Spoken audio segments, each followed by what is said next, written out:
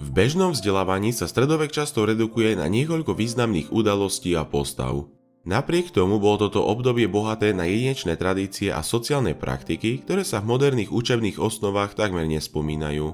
V dnešnom videu sa pozrieme na niekoľko takýchto stredovekých tradícií a budeme skúmať zvláštnosti, ktoré formovali život v týchto časoch. Skúšky alebo inak povedané ordálie. Išlo o súdnu prax v stredovekej Európe, ktorá sa zdala úplne bizarná. Základným presvedčením tejto metódy bolo, že Boží zásah odhalí vinu alebo nevinu obvineného. V podstate to bola forma judikatúry, ktorá ležala v rukách Božích, alebo aspoň v to verila stredoveká populácia. Proces ordálie vo svojich rôznych formách vyžadoval, aby obvinený podstúpil fyzicky nebezpečnú alebo bolestivú úlohu. Ak jednotlivec vyšiel zo skúšky bez zranení alebo sa rýchlo uzdravil, bol považovaný za nevinného a naopak, zlyhanie alebo zranenie sa považovalo za znak viny. Medzi najznámejšie druhy ordálií patrí skúška ohňom a skúška vodou. V skúške ohňom mal obvinený preniesť na určitú vzdialenosť rozpalenú železnú tyč alebo vybrať kameň z vriacej vody. Ruky im potom obviazali a ak sa rany v predpísanej lehote, zvyčajne do 3 dní, čisto zahojili, boli oslobodení. V druhom prípade bol obvinený hodený do vody so zviazanými rukami a nohami. Ak sa snažil plávať, bol vinný a ak sa potopil, znamenalo to, že je nevinný. Táto skúška nebola len stredoveká kuriozita, ale komplexná spoločenská inštitúcia, ktorá stelesňovala zložitú zmes viery, spravodlivosti a komunity tejto doby. Postupom času, ako sa právne systémy vyvíjali a osvietenstvo zapúšťalo korene, sa súdny proces ordálií stal zastaraným. No napriek tomu zostáva táto praktika fascinujúcim oknom do stredovekého svetonázoru a zrkadlom odrážajúcim zložité presvedčenia o morálke, božstve a ľudskej činnosti. Desiatok a systém spoločného ručenia. Desiatok a systém spoločného ručenia boli príliš odlišné, ale vzájomne prepojené systémy stredovekej komunitnej samoregulácie, ktoré dnes možno väčšina z nás nepozná. Zatiaľ čo koncept desiatok, ktorý dáva 1/10 svojho príjmu cirkvi, sa bežne chápe, jeho aplikácia v stredovekom Anglicku siahala ďaleko za hranice obyčajnej náboženskej obete. Pri absencii etablovaných policajných síl a zložitých právnych systémov slúžil desiatok ako základná forma občianskej zodpovednosti a komunálnej bezpečnosti. Vo svojej pôvodnej podobe bol desiatok skupinou 10 domácností, pričom každý dospelý muž patril do jednej z nich. Základnou povinnosťou tejto skupiny bola vzájomná zodpovednosť. Ak jeden člen desatora spáchal zločin alebo bol z nejakého dôvodu obvinený, povinnosťou ostatných členov bolo postaviť ho pred súd. Ak tak neurobili, mohlo to mať za následok hromadné pokuty alebo tresty. Tento systém nebol len teoretický. Desiatkové skupiny sa pravidelne stretávali, aby prediskutovali záležitosti komunity, urovnali menšie spory a zabezpečili, aby si každý plnil svoje spoločenské povinnosti. Tieto stredoveké inštitúcie sa časom stali zastaranými, no napriek tomu ponúkajú zaujímavý pohľad na to, ako sa spoločenstvá minulosti vyrovnávali s výzvami sociálnej súdržnosti a riadenia dávno predtým, ako sa týchto úloh ujal moderný štát. Alchýmia v každodennom živote. Alchýmia, často považovaná za predchodcu modernej chémie, sa zvyčajne spája s niečím mystickým a tajomným.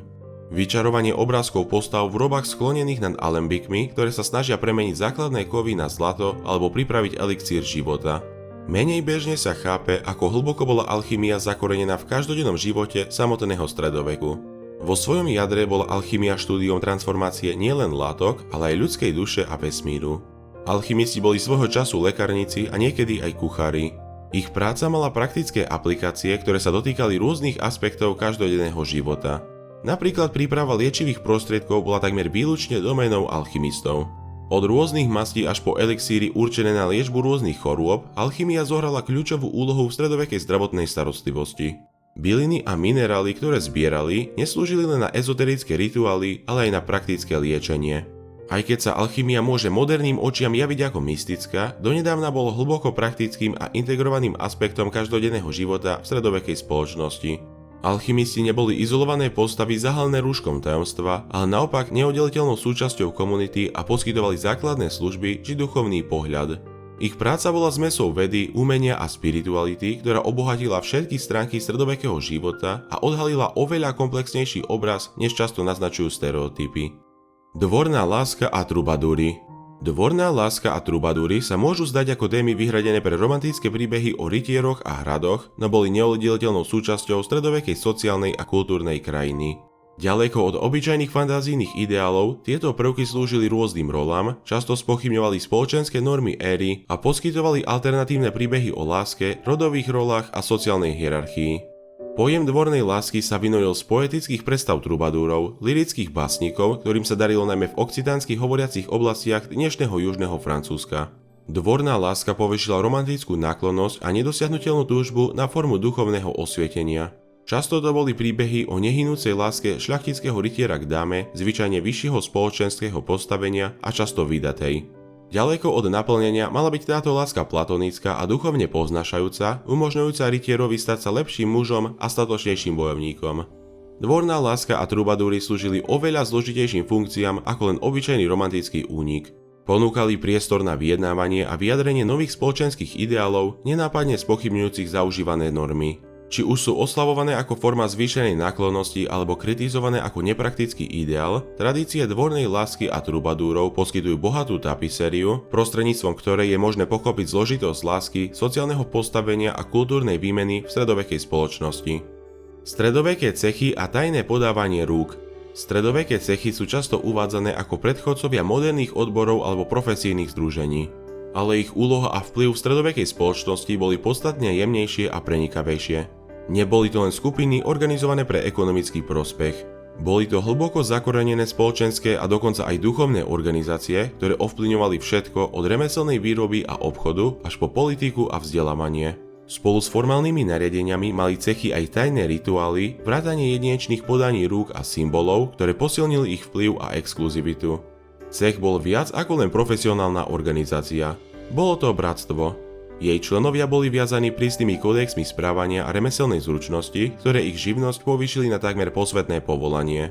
Učni boli často braní pod krídla remeselných majstrov, ktorí prešli prísnym školením, kým sa z nich stali remeselníci a nakoniec majstri. Tento proces zabezpečil štandard kvality, ale vytvoril aj systém mentorstva, ktorý bol rovnako o morálnom a sociálnom poučení, ako aj o učení sa remeslu. Táto prepojenosť ekonomického, politického a duchovného života v rámci cechov viedla niektorých historikov ich prirovnaniu k tajným spoločnostiam. Aj keď to nemuseli byť utajené organizácie, ezoterické rituály a obrovský vplyv, ktorý mali na viaceré aspekty stredovekého života, z nich robia jedinečné historické fenomény, ktoré vzdorujú ľahkej kategorizácii. Prostredníctvom svojich mnohostranných úloh formovali cechy stredoveký svet spôsobmi, ktoré presahujú rámec výroby tovaru alebo obchodovania s komoditami. Boli základom vo vývoji toho, čo by sa dalo považovať za profesionálnu triedu. Položili základy pre moderné koncepcie povolania a remeselnej zručnosti a zároveň slúžili ako komplexné sociálne entity s cieľmi, ktoré ďaleko presahovali obyčajný ekonomický zisk. Šašovia a blázni za hranicami zábavy. Šašovia a blázni sú často zobrazovaní ako komické odľahčenie na súdoch stredovekej Európy. Ich pestrofarebné kostýmy, cinkajúce zvončeky a huncúctva zdanlivo určené výhradne pre pobavenie šľachty. Ich úloha však bola oveľa komplikovanejšia a vitálnejšia ako u obyčajných zabávačov. Boli to jedinečné postavy, ktoré sa pohybovali v zložitom spoločenskom prostredí a ponúkali nielen humor, ale aj kritiku a nadhľad, často zahalené v satíre a paródii. Snáď najzaujímavejším aspektom stredovekého šaša bola jeho licencia hovoriť pravdu.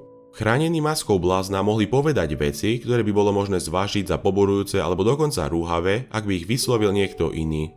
Bolo im dovolené zosmiešňovať, satirizovať a spochybňovať rozhodnutia a činy vládcov, pričom často slúžili ako hlas verejnej mienky alebo akýsi bezpečnostný ventil pre spoločenské napätie.